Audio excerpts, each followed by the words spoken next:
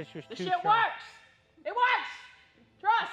What's going on? Thanks for checking in. Today I got 7 exercises that we use in here religiously to get stupid strong. So if you need to get strong, this is a video you're not going to want to miss.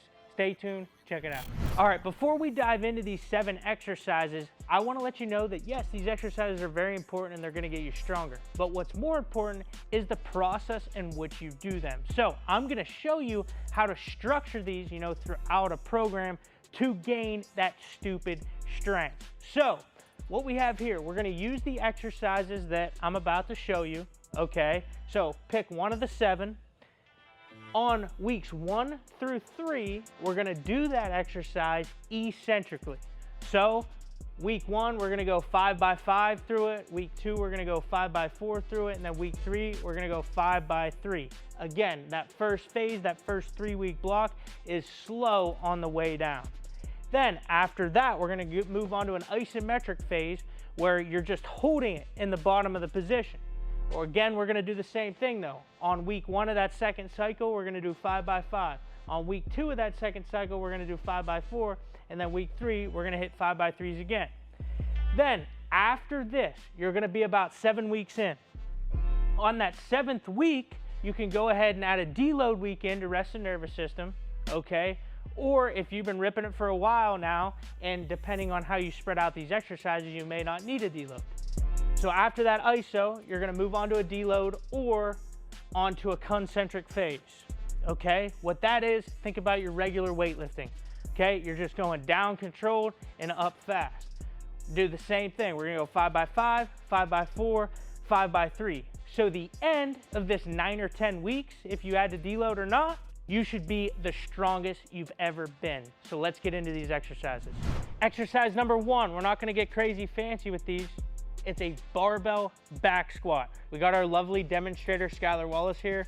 Go ahead, we'll set it up. So hey, real quick, for strength, overall force into the ground, what we're really trying to look for, we wanna go a high bar back squat because when you go low bar, you almost break it down into a hinge, break it down into 2 moves to leverage the weight up. We don't wanna do that. We just wanna put a lot of force into the ground and lift that weight. So go ahead, unrack it here. Feet shoulder width apart is a good rule of thumb. You're gonna get comfortable, sit back on your heels and come up, good. Try to get as deeply as you can here. The squat is also really good to gain range of motion. Early on in a program, we really try to progressively overload the low ass to grass squat because building strength at that very low joint angle is gonna set you up and build a foundation for the rest of a program. So, got to be progressively overloading your back squats. Coming at number 2 is a deadlift. In here, we progressively overload this trap bar deadlift. It's a good, better, best scenario, okay? Trap bar is good. It's gonna produce a lot of force into the ground. It's easy to do, it's easy to teach, and it's very safe. Better version would be a regular deadlift because you are getting some hinge and you're getting a lot more posterior change. But the best version would be your wide sumo deadlifts. Very hard to teach, to athletes that aren't familiar with it. But if you can do it right, you can build a lot of hip dexterity, and you can build a lot of lateral force and lateral strength. But a trap bar is gonna be a good introductory to it as well. And all of our elite athletes do it just because it's a lot of bang for your buck. So here we have the big Rogue trap bar setup. I actually like these high handles, believe it or not. Some trap bars will go low, put you in a deep joint angle, but if you've been progressively overloading the first exercise we talked about, the deep squat, once you phase out of that for your bilateral strength, you can hit a high trap bar because go ahead down and grab it real quick, don't lift it. Look how high and steep this joint angle is here at the knee and the hip. That joint angle, if Skylar were to go down to jump or load to swing or load to throw to field, it's gonna more emulate that joint angle in sport than a deep back squat would be. So you can lift more weight out of that and you're gonna get more joint angle specificity because strength is only built at the joint angles that you train. That's why it's important to phase through, different exercises over a period. So if we're hitting a trap bar deadlift, Our chest is up. We're almost thinking squat down to pick it up rather than hinge or bend over at the back. And you're just gonna roll your shoulder blades back, try to tuck your armpits, pinch them together, keep our chest up, drive through the floor. Good. Good. One more. You know, a lot of strength coaches do teach that it's a hinge move. You hinge down to pick it up and then break it down into 2 movements.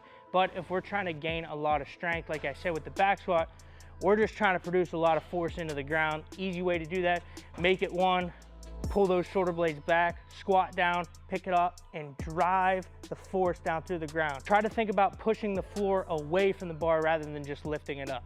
All right, let's get on to the third one. Coming in at number 3, if you've been following me for a while now, you know that the rear foot elevated or Bulgarian split squat is one of my favorite exercises to cross over to the field in anything sports related. If you get stupid strong in this exercise, I promise you that this strength is gonna transfer over to the field. So we have a rear foot elevated pad. If you don't have one of these fancy dancy ones, go ahead, just use a bench.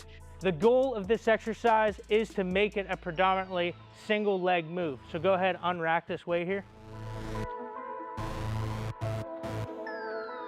We're gonna send one foot back. Hold this position here, Skylar. We're gonna hook the pad. This is perfect height. You know, benches are a little bit higher than this, but that's fine. If we want more posterior chain, so glute activation, hamstring activation, that front foot is gonna be further ahead, and we're gonna try to sit back a little bit more. If we want more quad activation, we're gonna move that front foot back and we're gonna try to stay over, push that knee out over our toe. So it's all, you know, the goal that you have in mind.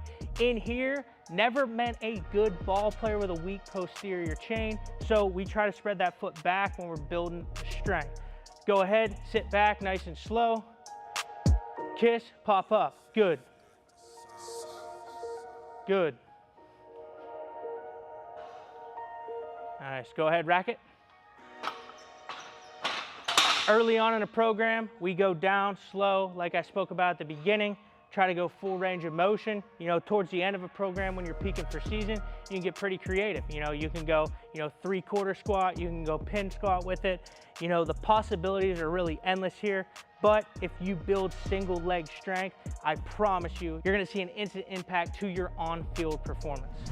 All right, coming at number 4 is a bench press. You can start with your dumbbells, but I like to build up to a regular barbell, or the kabuki, football bar is really good because you get into that good end range position, but anything neutral grip is gonna be very safe for the shoulders. Why bench press gets a bad rap, especially in overhead throwers, is because with the straight bar, it doesn't allow your hands to be put in a neutral position. With your hands in a neutral position, your elbows can be a little bit tighter to your rib cage, which places more of the stimulus on the triceps and takes it off, your AC joint. With your hands out on a normal barbell, it is very easy to start flaring those elbows, putting that stress on the AC joint. We don't want to do that. We want to try to tuck our elbows as close to the body as we can. The perfect, angle would be at that 45 degrees or whatever's comfortable for you. Again, we want to put a little bit more stimulus on the triceps, take it off of the AC joint. So from here, we're going to go ahead, unrack it. Try to bend that bar in half, go down, touch the nipple line, come up. Good. Try to bend that bar in half, wrists straight. There we go. Good. One more. Can't neglect, your upper body training. You have to be overall strong, especially in softball players, right? Just ask Skylar how much she bench presses at Florida. They say they don't do a whole lot of straight bar, but they do, dumbbell bench presses, try to progress that. It's very important. You have to be a well-rounded athlete. Bench press is one of the best things you possibly do to build upper body strength. Next. So number 4, we took care of the upper body press. Now we're gonna take care of an upper body pull-ups. So we have a neutral grip bar set up. The Rogue bar has a lot of different grip variations. It's good to do a lot of variations when you're doing pull-ups or anything grip training in general. But typically with a lot of overhand throwers, especially, some of the elite level, high level throwers, Some things can bother their elbow in a very supinated position or pronated position. So to get away from that sheer, uncomfortability standpoint, neutral grip is a good way to do everything. So go ahead, get up there, Skylar. Try to go full range of motion on these pull-ups. Get up there, lower slow. Good. Get up there, lower slow. Full range of motion, full range of motion. Try to go to the bottom end of the range. Good, hit one more. Up. Another good thing to watch out for too, or to make sure you're doing, is going to that full end range position. Because not only do we need to build strength at the lats, we need to build length or keep the length that we have. That's where, people get into problems, is when the lats are too tight, because that prevents from overhead extension, while you're throwing. How to mitigate it? Just simply go to that full range, maybe hang there for a second, come up, lower slow. Full range, let the lats lengthen, and pull. So number 5 is your pull-up. Coming at number 6 is an RDL, so a Romanian deadlift. This is good to build up your posterior chain. As a ball player, as an athlete in general, it's always good to progressively overload a hinge, exercise. RDL is the best thing to do for that. Think about it, right? In a batter's box, you get into a hinge when you hold, when you throw, you get into a hinge. Everything in these sports, baseball and softball, you're getting into a hinge and then getting out of it. So we're stupid if we don't train that position. How we want to set up an RDL or hinges in general, we just showed Skylar this. You're going to go ahead, put your hands up and throw it right on your hip crease. Now, what we're gonna do is shoot our hips back, and you can shoot your butt up, and we're gonna try to break our pinkies in between that hip crease. When there's a lot of tension on them, then we can shoot back up. Good, so if you get it from the side here, go ahead. The hip back, chest up, you're pinching, creating that crease, and coming up, and then squeezing the butt at the top and the hamstring. So you're gonna do the same thing. You're gonna think about that feel you just did. Do the same thing here, double overhand grip with the weight. We're gonna go chest up. Now, create that same feel. Hinge, hinge, hinge. You're gonna break the knee, come up, squeeze at the top. Good, notice how she's keeping her chest up, her hips are floating back, slight little bend in the knees, she's keeping that barbell close to her center. And right, you're feeling it. Hamstrings, butt lit up, huh? Good. Again, never met a good ball player with a weak posterior chain. Coming in at number 7 is a bent over row. So we did the horizontal press, we did the vertical pull. Now we're gonna do a horizontal row or a horizontal pull. So go ahead, grab yourself some weight. We can load this pretty heavy over time here. We're gonna set it up just like the RDL we just talked about. Bar is gonna go ahead and break the knees. Go ahead, hinge a little bit more, Skylar. Yep, and pull to the belly button.